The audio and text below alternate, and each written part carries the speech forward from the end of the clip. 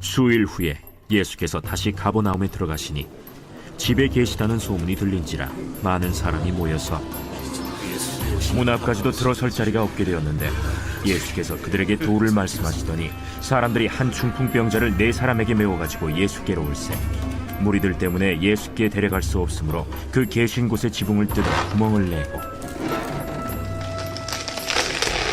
중풍병자가 누운 상을 달아내리니, 예수께서 그들의 믿음을 보시고 중풍병자에게 이르시되, 작은 자야, 내 죄사함을 받았느니라.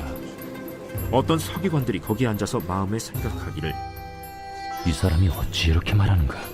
신성 모독이로다. 오직 하나님 한 분 외에는 누가 능히 죄를 사하겠느냐? 그들이 속으로 이렇게 생각하는 줄을 예수께서 곧 중심에 아시고, 어찌하여 이것을 마음에 생각하느냐? 중풍병자에게 내 죄사함을 받았느니라 하는 말과 일어나 네 상을 가지고 걸어가라 하는 말 중에서 어느 것이 쉽겠느냐? 그러나 인자가 땅에서 죄를 사하는 권세가 있는 줄을 너희로 알게 하려 하노라 하시고 중풍병자에게 말씀하시되, 내가 네게 이르노니 일어나 네 상을 가지고 집으로 가라. 그가 일어나 곧 상을 가지고 모든 사람 앞에서 나가거늘 그들이 다 놀라 하나님께 영광을 돌리며, 우리가 이런 일을 도무지 보지 못하였다. 우리가 말씀을 큐티할 때 중요한 것 중에 하나가 뭐냐면요, 늘 똑같은 관점에서 성경을 보는 게 아니라 다양한 관점에서 띵크하는 것이 굉장히 중요합니다. 예를 들어서 어떤 성경 본문에 예수님과 바리새인이 나온다고 하죠. 그러면 우리가 전형적으로 가지는 관점이 뭡니까? 예수님의 관점으로 성경을 보면서 바리새인을 정죄하기만 하는 거예요. 그런데 여러분, 때로는요, 바리새인의 관점에서 성경을 묵상하는 것도 굉장히 중요합니다. 그들은 왜 예수님을 핍박했을까? 뭐가 두려웠을까? 이걸 정확히 알려면 바리새인의 관점에서 띵크를 해봐야 되는 거예요. 그래서 오늘도 이런 관점에서 말씀을 큐티하려고 하는데요. 자, 오늘 말씀 1절에서 5절을 보면 한 중풍병자가 나옵니다. 그런데 원어 성경을 보면 이 중풍병이라고 번역한 헬라어가 파랄리오라고 하는데, 이걸 직역하면요, 몸 안에서 어떤 파괴가 일어난 사람, 이런 뜻입니다. 그런데 왜 성경이 이 사람을 이렇게 표현하냐 하면, 몸에 심각한 이상이 생긴 건 분명해요. 그런데 겉으로 볼 때는 그 어떤 외상도 없는 거예요. 몸에 멍이 든 것도 없고 상처가 난 것도 아닌데 갑자기 사지에 마비가 오면서 침대에 들어 누운 거죠. 그러면 이건 몸 안, 특별히 뇌 쪽에서 어떤 출혈이나 심각한 손상이 온 게 맞는 것 같아요. 그래서 이걸 보면 이 사람은 전형적인 중풍병자라고 할 수 있겠죠. 그런데 제가 왜 이 중풍병에 대해서 말씀을 드리냐면요, 우리가 오늘 눈여겨봐야 될 게 있는데요, 분명히 이 중풍병자는 혼자서는 걸을 수가 없는 상태예요. 그런데 이 사람이 어떻게 예수님을 만나러 문 밖을 나올 수 있었냐, 이겁니다. 여러분, 성경을 보면 그의 상태가 어떻냐면, 그는 분명히 침대 밖을 벗어날 수가 없는 사람이에요. 그런데 놀라운 것은 오늘 이 두 사람이 만나는데 예수님이 그를 찾아가서 만난 게 아니라 그가 예수님을 찾아와서 만난 거예요. 그런데 이게 어떻게 가능했냐, 이거죠. 그런데 우리가 이 본문을 읽으면서 흔히 하는 실수 중에 하나가 뭐냐면, 이 중풍병 걸린 사람을 주목하는 게 아니라 친구들만 주목한다라는 거예요. 뭐죠? 그의 곁에는 우정이 깊은 친구들이 있었기 때문에 그들이 이 사람을 예수님께 데려왔다라는 거예요. 그래서 중풍병 걸린 사람은요, 좋은 친구들 덕분에 그냥 실려온 거죠. 물론 이게 틀린 말은 아닙니다. 사실 이 본문에서 우리가 적용할 수 있는 가장 중요한 포인트 중에 하나는 이 친구들, 다시 말해 공동체가 맞아요. 분명히 이 공동체가 없었으면 이 사람은 예수님을 만나러 올 방법이 없는 거죠. 그런데 제 문제의식이 뭐냐면요, 여기서 친구들만 너무 주목하는 게 이 장면을 해석하는 데 있어서 큰 실수라는 생각이 드는 겁니다. 왜 그러냐, 여러분 혹시 모리와 함께한 화요일이라는 베스트셀러를 아십니까? 이게 얼마나 대단한 책인가 하면요, 뉴욕타임즈 베스트셀러 자리를 무려 205주를 지켜냈고 전 세계적으로 1,400만 부를 팔았습니다. 그러니까 이 정도면요, 전 세계의 모리와 함께한 화요일 열풍이 분 거예요. 그러면 이 책이 무슨 내용이길래 사람들 마음에 이런 영향을 미쳤을까요? 이 책의 주제는 죽음과 삶인데요. 미치 앨범이라는 스포츠 신문 기자가 루게릭으로 죽어가는 자기 스승을 만나서 죽음이 확정된 사람의 관점에서 삶의 의미를 하나하나 다시 찾고 이 들은 답변들을 잘 정리해서 책으로 엮은 겁니다. 그런데 제가 이 책을 읽으면서 가장 인상 깊었던 글이 두 개인데, 하나는 뭐냐? 이 사람에게 어느 날 죽음이 확정됐습니다. 날짜를 받았어요. 다시 말해 의학이 요즘처럼 발달하면 당신에게 남은 삶의 기간이 어느 정도인지 정확하게 말해줄 수 있거든요. 그러니까 이분이 죽음을 맞이하기까지 대략 나한테 남은 시간이 얼마인지 정확히 들은 거예요. 이제 시간 가는 게 아까워지는 거죠. 그런데 내 종말의 날짜를 받는 그 순간 갑자기 자기 안에서 싹 사라진 게 있었다라는 거죠. 그게 뭐냐? 1등하고 2등의 차이가 의미가 없어지더라는 거예요. 죽는 날짜를 받으니까. 그러니까 죽음이 내 머릿속에 없을 때는 제일 중요한 가치가 뭐냐면 내가 몇 등 했냐. 그러니까 내가 너를 이겼냐 졌냐. 이게 그렇게 중요했대요. 그런데 어느 날 죽음이 나타나더니 내가 며칠 후에 너를 데리러 오겠다고 예고를 했는데 그 음성을 듣는 순간 1등과 2등의 중요성은 사라지고 내가 아내를 충분히 사랑했나? 내가 자녀에게 사랑한다고 말을 했었나? 이렇게 경쟁이 아니라 사랑했었는지가 중요해지더라는 거죠. 그리고 내가 이제 서서히 죽어갈 텐데 쓸모 없어지는 나를 여전히 사랑해줄 사람은 누군지, 내게 죽음의 두려움이 몰려올 때 내 손 잡아주면서 끝까지 내 곁을 지켜줄 사람이 누군지, 이렇게 관계가 중요해지더라는 거죠. 그러니까 내 삶에 죽음이 없을 때는 이겨야 잘 사는 인생인 줄 알았는데 갑자기 내 앞에 죽음이 나타나니까 사랑할 사람이 없고 사랑해줄 사람이 없으면 실패한 인생이더라는 거죠. 그리고 이 책에서 인상 깊었던 두 번째 내용이 뭐냐? 이게 중요한데요. 다 아시겠지만 이 루게릭이라는 병이 알 수 없는 이유로 몸에 근육이 없어지다가 결국 혼자서는 아무것도 할 수 없게 되고 그러다가 서서히 죽게 되는 병이에요. 그런데 지금도 현대의학으로는 왜 갑자기 근육이 없어지는지를 모르고, 그러니까 아직 치료법이 없는 불치의 병이라고 합니다. 그런데 이런데도 불구하고 몰이라는 교수는 이 사실을 잘 받아들이고 남은 시간 동안 만나고 싶은 사람들을 다 만나면서 굉장히 즐겁게 지냅니다. 그런데 이 모리 교수가 많은 문제들 중에 딱 하나 극복하지 못하는 게 있었대요. 그게 뭔지 아십니까? 정말 다 받아들일 수 있었는데 그럼에도 불구하고 자신의 가장 더러운 부분이죠. 이 배변 활동을 누구에게 의존하는 일만큼은 끝까지 일어나지 않도록 최대한 노력을 했어요. 그런데 어느 날부터 이게 안 되는 거예요.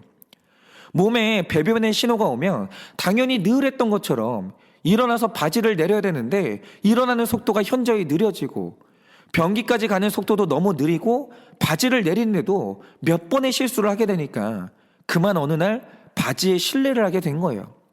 그러니까 여러분 어떻게 되겠습니까?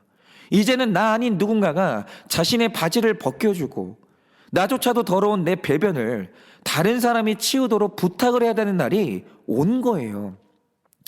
그래서 결국엔 그날이 왔는데 정말 그때의 그 수치심만큼은 극복이 안 되더라는 거예요. 매번. 그러니까 몸이 약해질 때 정신도 같이 희미해지면 차라리 그건 좀 나을 것 같겠는데 문제는 뭐냐? 사지는 죽어가면서 마비가 되는데 정신은 여전히 너무 또렷한 거예요. 그래서 몸은 병이 되는데 정신은 모든 감정을 그대로 느끼는 겁니다. 그런데 이런 몸으로도 살아야 되니까 스스로를 열심히 설득했대요. 그래, 이제는 이 모습이 나야.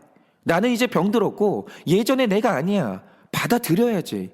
이렇게 열심히 자기를 설득하는데 마지막까지 이 수치심의 문제는 그게 안 되는 거예요. 그래서 돌아가실 때까지 가장 힘들었던 게 뭐냐면 수치심이라는 이 감정이었다고 합니다. 여러분, 바로 이겁니다. 사람은 누구나 자존적인 교만이 있기 때문에 교만한 인간이 제일 힘들어하는 감정이 뭔지 아십니까?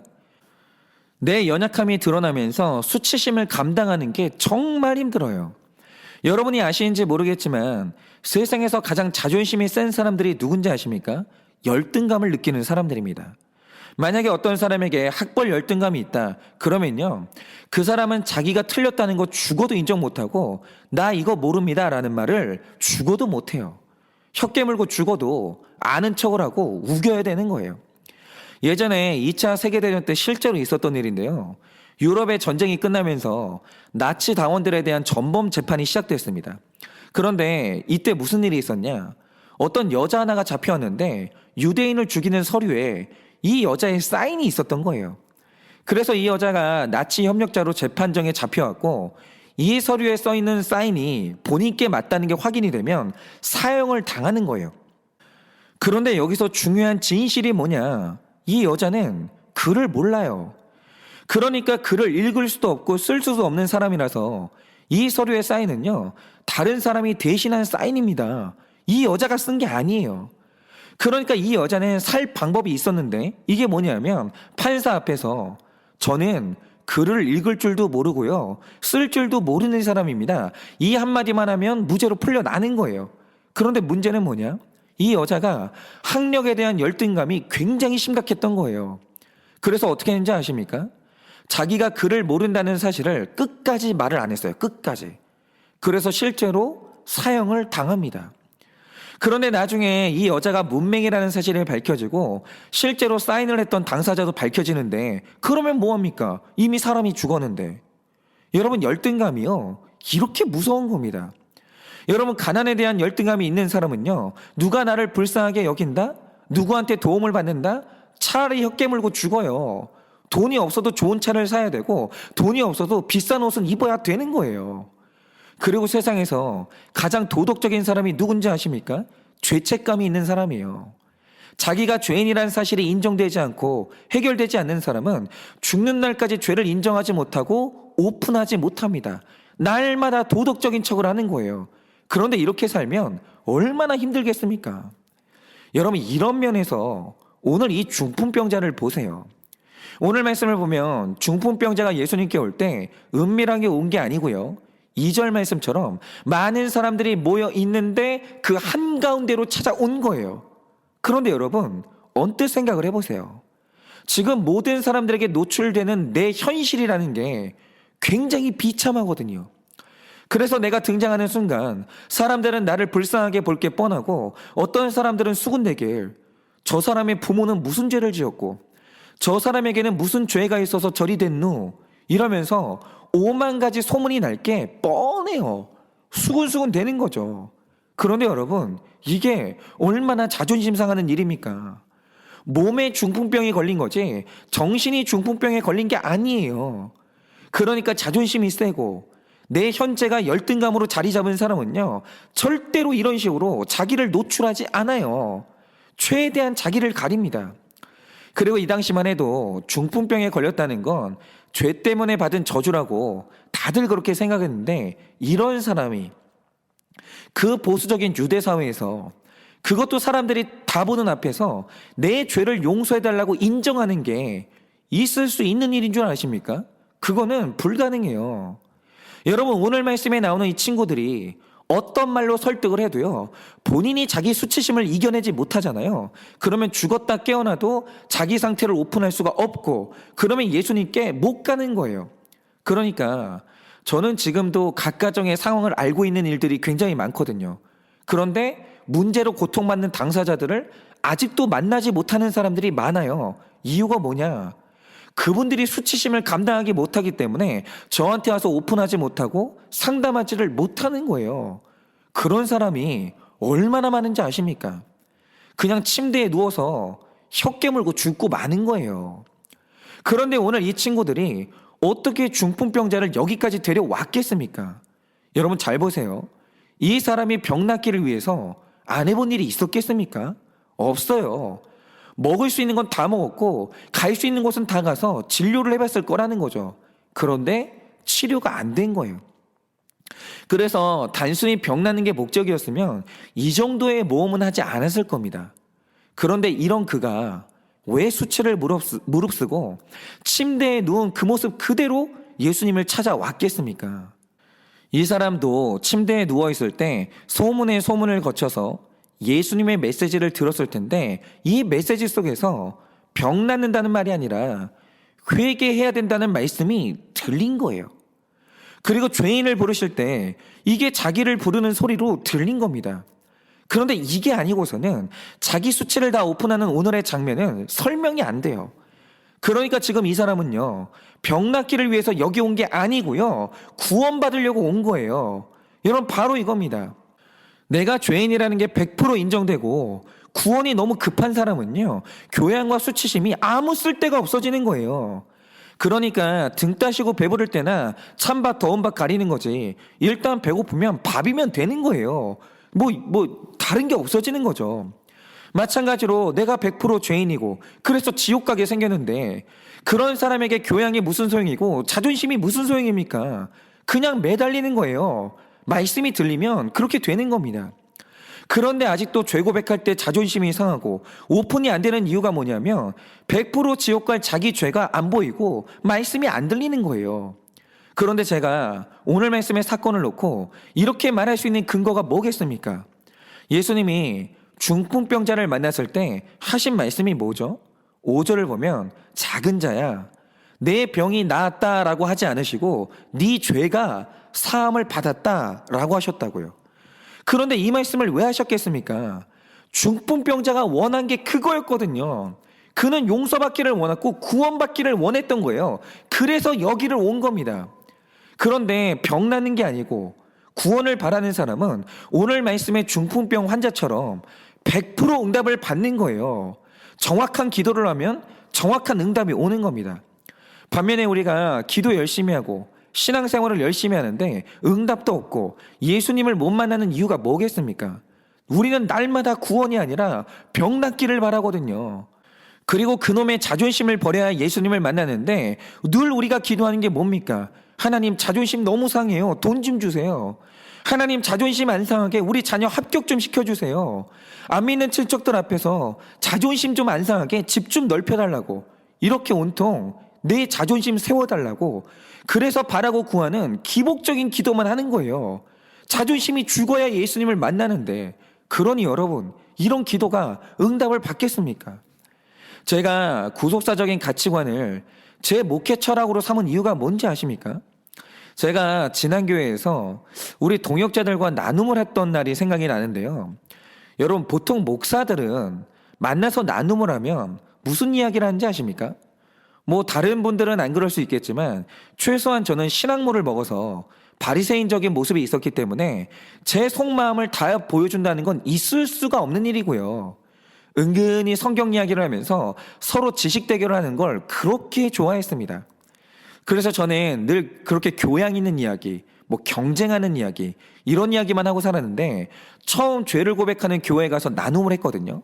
그런데 이런 이야기는 일절 안 하고 진짜 전부 다 자기에 대해서 이야기를 하고 서로의 죄에 대해서 이야기를 하는데 저는 그게 너무 신기한 한편, 그럼 나도 내 죄를 이야기해야 되나?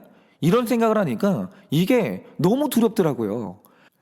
왜냐하면 저는 자존감은 낮은데 자존심이 세서 중풍병에 걸리면 혼자 아무도 안 보는 침대에 누워서 죽고 말지 이런 내 꼴을 보여줄 수가 없었거든요. 그러니까 죄 고백을 하고 있는데 너무 부담이 되는 거예요. 그런데 나눔을 하다 보니까 어느새 제 차례가 오더라고요. 그래서 저는 생각하기를 처음이니까 나는 좀 봐주면서 좋은 얘기를 해주겠지, 이럴 줄 알았습니다. 그런데 제 차례가 딱 오니까 그때 나온 이야기가 뭐냐, 그 당시에 제 겉모습은 멀쩡했지만 아무도 모르게 속으로 상해 있는 저의 중풍병이 있었는데요. 저는 제가 원하는 학부 입시 시험에 실패를 해서 학부를요, 제가 원하는 대학을 못 갔습니다. 그래서 저는 출신 학교에 대한 열등감이 굉장히 심했고 그 열등감을 세탁하려면 방법은 딱 하나, 반드시 원하는 대학원을 가야 됐어요. 그것도 반드시 재수를 하지 않고 한 번에 합격을 해야 됐습니다. 그래야 제 학부에 대한 열등감이 해결이 되겠더라고요. 그래서 어찌하다 보니까 제가 실제로 그걸 해냈습니다. 그래서 이후로는 그때 일을 늘 자랑하면서 저의 아픈 면들을 숨기고 산 거죠. 그러니까 제가 이렇게 못났고요, 열등감이 굉장히 심합니다. 그런데 당시에 제가 이걸 오픈하지 못한 이유가 뭐겠습니까? 제 안에서 학벌 열등감이 해결이 안 된 거예요. 그래서 학벌에 대한 영역은 누가 저한테 물어봐도 안 되는 영역이었고 건드리는 건 더 안 되는 영역이었습니다. 그런데 부임하고 초기에 이렇게 교역자들하고 다 같이 나눔을 하는 자리에서 누가 갑자기 저의 비밀이죠. 제 학부에 대한 이야기를 하는 거예요. 박현선 목사님이 어느 신학대학을 나왔다면서 이렇게 얘기를 하는데, 여러분, 제가 어느 학교를 나온지 말하는 게 이거 잘못입니까? 여러분, 그 자리에서 저 빼고 제 학교에 대해서 관심 있는 사람은 아무도 없었어요. 그냥 어디 학교 나왔다면서 이러면서 팩트만 말한 것 뿐이에요. 그런데 저는 자존심이 세서 완전히 꼬인 사람이었거든요. 그러니까 그 말을 듣자마자 그 말의 뜻을 해석하기 시작하는데, 저 사람이 지금 출신 학교를 가지고 나를 무시하나? 굳이 이 많은 사람 앞에서 이걸 말하는 의도가 뭐지? 그러다가 생각이 어디까지 갔냐면, 이렇게 학벌로 사람 차별하는 더러운 곳을 나는 사임해야 되는 건가? 여기까지 가는 거예요. 혼자 부정적인 생각이 꼬리에 꼬리를 무는 거죠. 그러니까 제 출신이 밝혀진 게 얼마나 수치스럽고 화가 나는지 참을 수가 없는 거예요.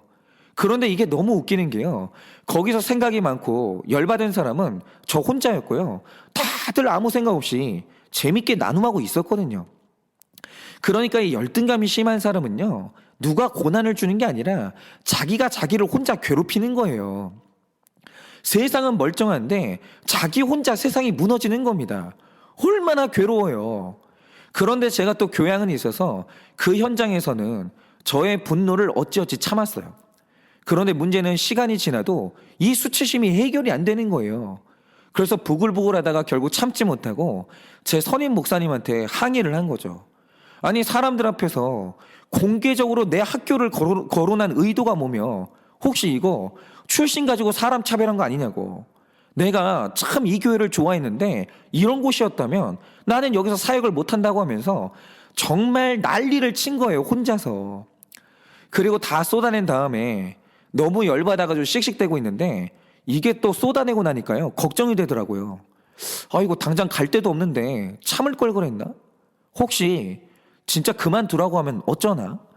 이런 생각이 들면서 한참을 걱정하고 있는데, 그 선임 목사님께서 저한테 의외의 답을 주시는 거예요. 그게 뭐냐? 박 목사, 만약에 학벌이 안 좋으면 안 좋다고 인정하면 돼. 가난하면 가난하다고 인정하면 되고, 실수했으면 실수했다고 인정하면 되는 거야. 인정하면 편해져. 그러니까 인정해. 괜찮아.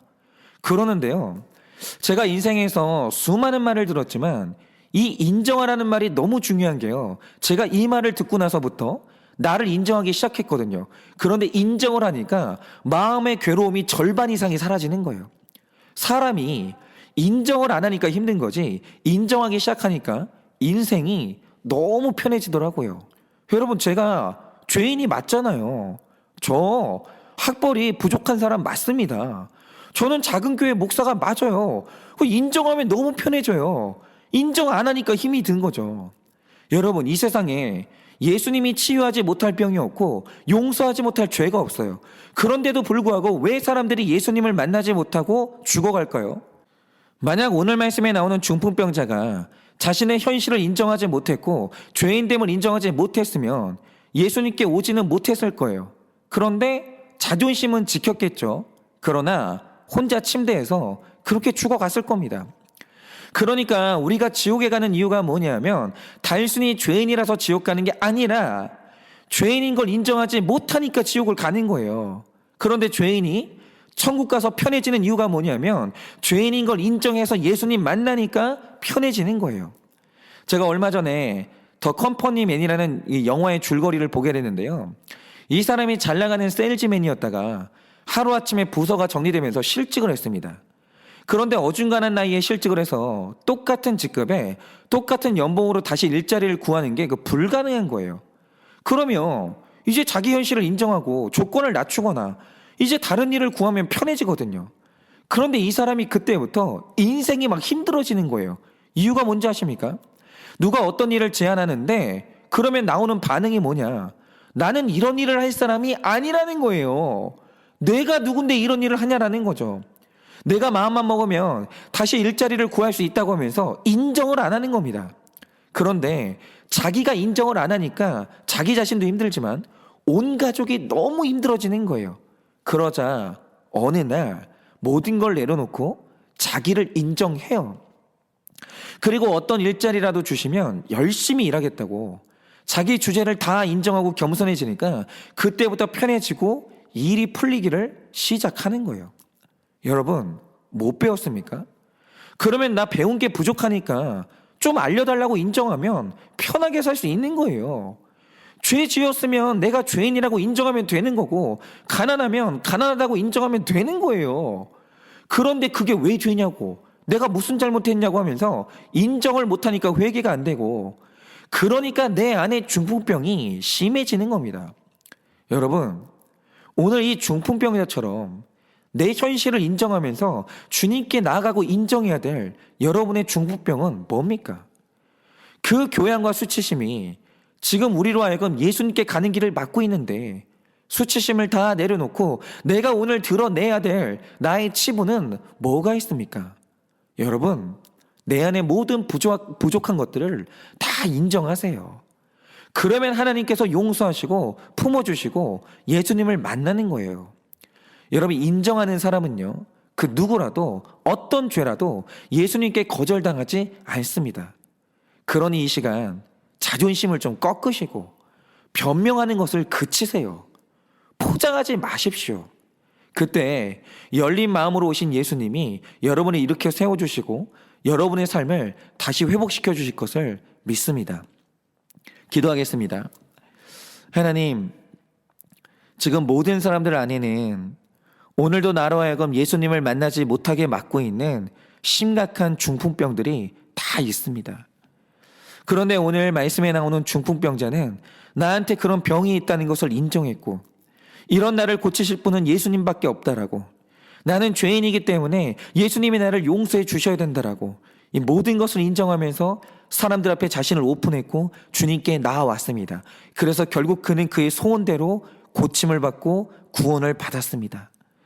하나님, 그런데 우리가 교회를 다니면서도 여전히 나의 중풍병이 해결되지 않고, 하나님, 내가 회복되지 않고 예수님을 만나지 못하는 이유가 뭐가 있겠습니까? 여전히 자존심이 세서 나 자신을 인정하지 않고 진솔함으로 주님께 나아가지 못하니 우리가 병을 고침받지 못하고 예수님을 만나지 못하는 것입니다. 주님, 이제 좀 내려놓게 하여 주시옵소서. 이제는 인정하게 하여 주시옵소서. 오픈하게 하여 주시옵소서. 그래서 오늘 내 모든 현실을 안아주시고 인정해 주시고 고쳐주시는 예수님을 만나게 하여 주시고 나 또한 다시 회복되고 편해지는 놀라운 역사가 일어나기를 원합니다. 하나님, 그렇게 오늘 우리가 이 말씀을 통해 중풍병자처럼 겸손해지게 하여 주시고 예수님께 나아가 고침받게 하실 것을 믿사오며 살아계신 예수님 이름 받들어 기도드립니다. 아멘.